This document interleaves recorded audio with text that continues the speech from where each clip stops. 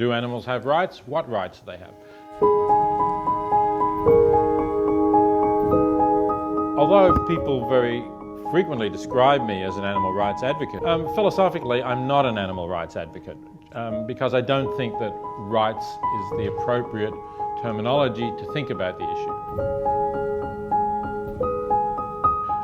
I would think of it in terms of equality, equality between humans and animals in a very specific sense, because again, it's obvious that humans and animals are not politically equal. We couldn't give them the right to vote. Give them the right to vote. But there is a sense in which I think they do share an important equality, and that is the capacity to suffer or to enjoy their lives. And I think that ought to lead to a moral equality in the sense that I think their pain ought to count just as much as the pain of human beings, where it's a similar amount of pain. And conversely, their pleasure ought to count as much if we can see it as a similar amount of pleasure. So what I'm opposing here is discounting or ignoring the pain and suffering of beings simply because they're not members of our species.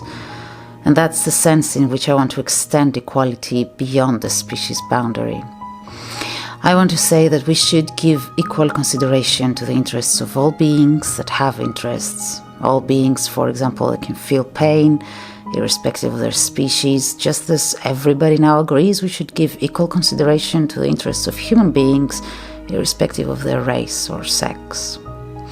It's that kind of equality that I want to argue for, and I think that leads to significant changes. Of course, it does also lead to interesting questions about what interests do animals have, where they differ from human interests, how do we compare those different interests? All that are still questions that we need to discuss.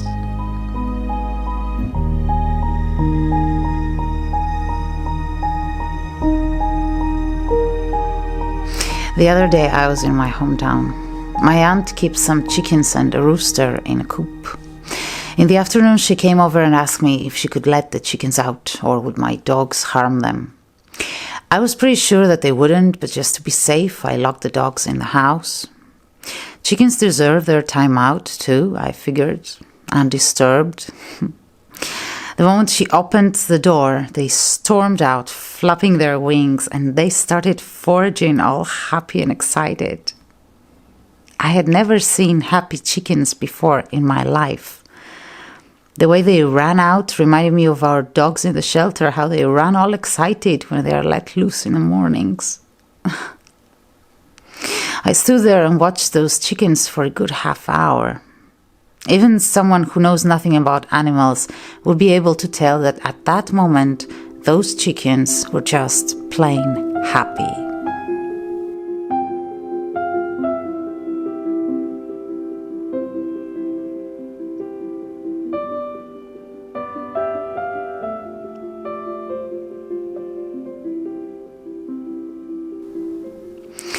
Last Monday was World Animal Day. I read an article somewhere about how this should not be a day to celebrate.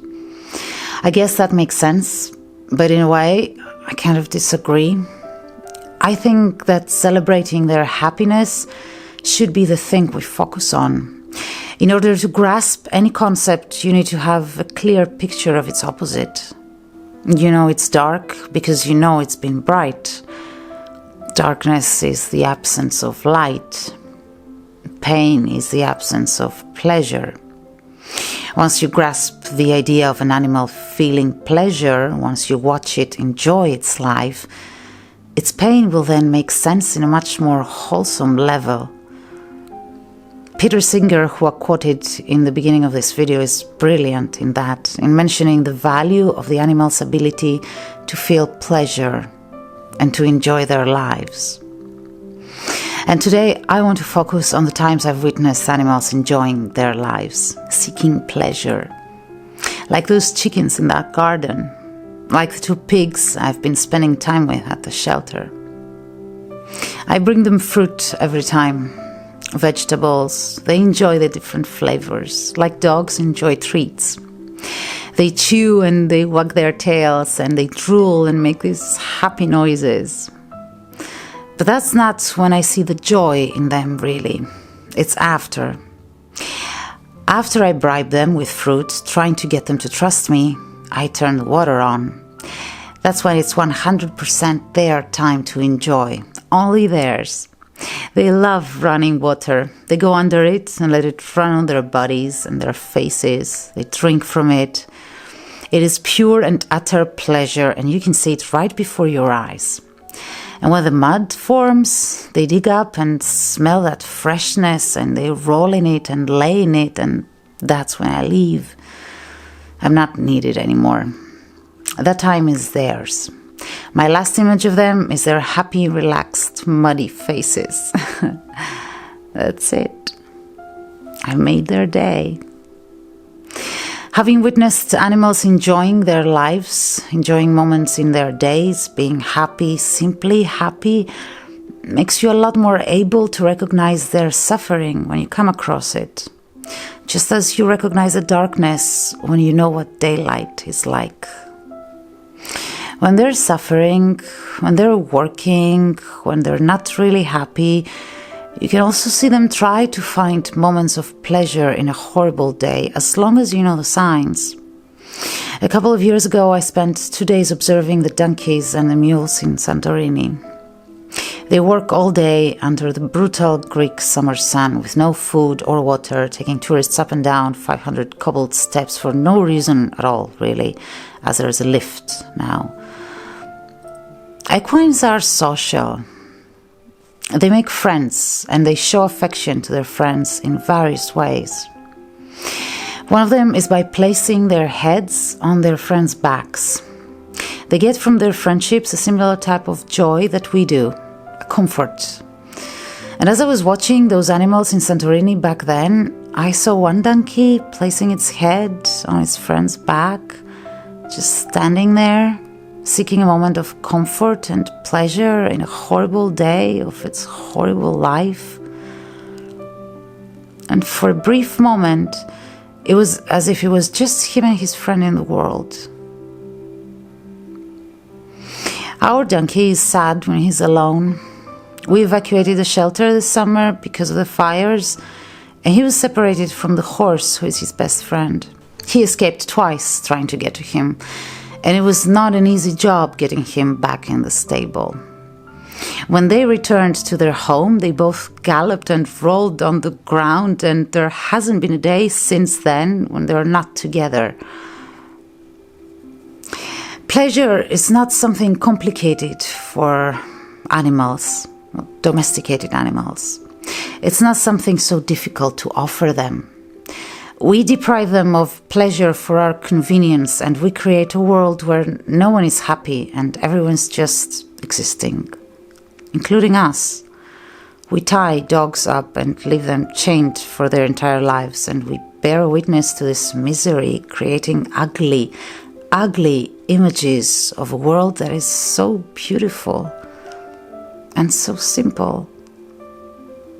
Animal pleasure is simple. That's why it's so enjoyable to watch and so easy to offer.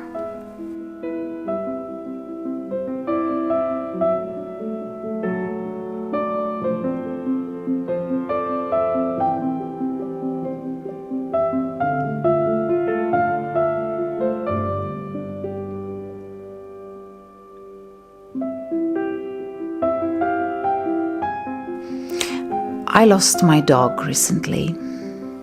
I have been dreading that moment for years. I was afraid that her loss would drive me crazy, that it would sink me into depression for months, years. But it didn't. I loved her more than I've ever loved anything or anyone in my life. Words haven't been invented yet for me to describe how much I miss her. Maybe I'm still in denial, but her death didn't destroy me, didn't really depress me. Her absence hurts, but it hurts me, not her. She never hurt. She had an amazing life. She had a happy life. She experienced joy, pleasure. Pleasure is so simple for animals and so complicated for humans. Humans are complicated. Human pleasure is complicated. I heard somewhere that all of us humans basically spend our lives grieving the person we hoped we would become. All those lost hopes and dreams and that constant headache of always wanting more makes our joy tainted, complicated. But animals are so simple. For them, joy is a simple, easy thing. My dog's joy was simple. And it was right there before my eyes every single day, obvious, plain. And as much as I miss her, she had no loose ends. It was easy to keep her happy. It's easy to keep animals happy, to let them roll in the mud and enjoy their showers and their carrots and their watermelons, to give them the chance to forage and be free, to allow them to have friends they can do things with. A world of happy animals smells better, it looks better, and it feels better. Allowing animals to enjoy their lives makes the moral impact of their deaths much more lighter on our already guilty conscience. After all, we are the moral animals. The moral sense is rooted in our evolved human nature, and depriving someone of a chance to feel pleasure is morally wrong. We can at least allow them to have lives that they can enjoy. And that is easy. That is really, really easy.